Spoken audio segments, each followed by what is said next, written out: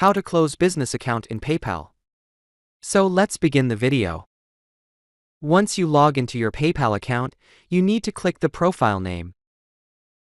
And next, in the drop-down menu, click Profile Settings tab. Next, in the Profile Settings page, you need to come to the bottom of the page. Here, you have the account type, which says Business. Click the Close Account link. Next, you can click here and continue the video. And next in this screen, you need to select any reason to close account. And continue the video. And next in this screen, you need to select any reason to close account. And continue the video.